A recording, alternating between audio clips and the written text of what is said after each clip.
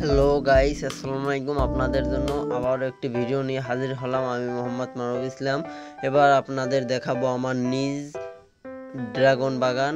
আমার নিজ ড্রাগন বাগানে এবং গাছে ড্রাগন ফল এই প্রথমবারের মতো ধরেছে।